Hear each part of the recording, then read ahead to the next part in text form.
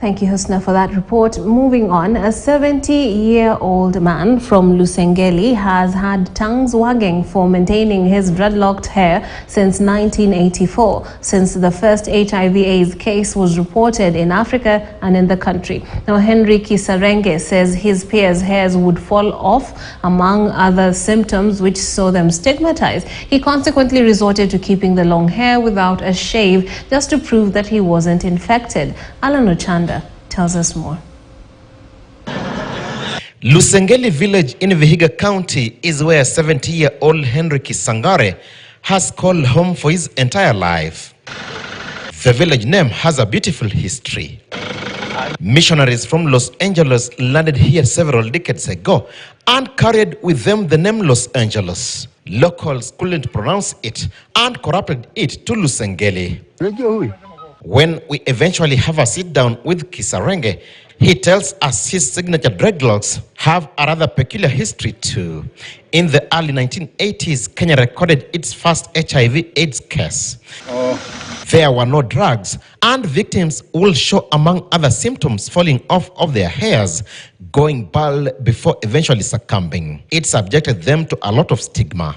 Most of his peers perished.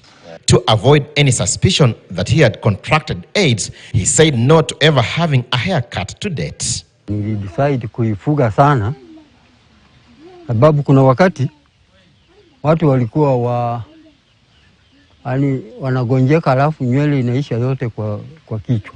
Sasa mimi nikaona ili mtu ajue mimi niko health, nibaki tu na nywele yangu. He is witty and humorous, and this endears him to his grandchildren who occasionally play around with the long dreadlocks.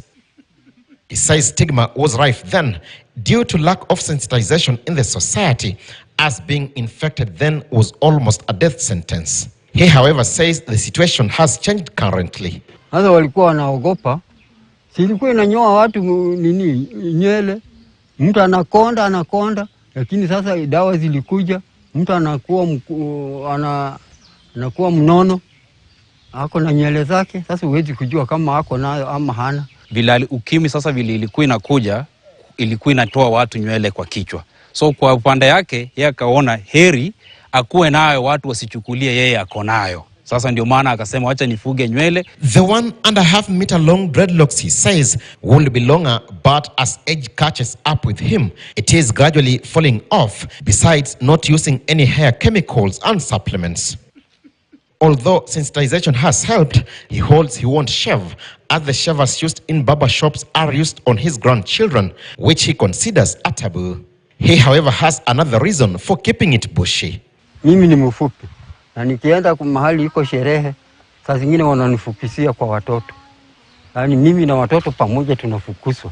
Sasa mimi naona hapana, nikiweka nywele yangu na ndevu, sasa wanajua hii tofauti iko, si mtoto. The father of 10 has been making special appearances during annual Maragoli cultural events and is pivotal in offering teachings during initiation ceremonies in the community. All right. Let's now take a look at other stories making news in Africa.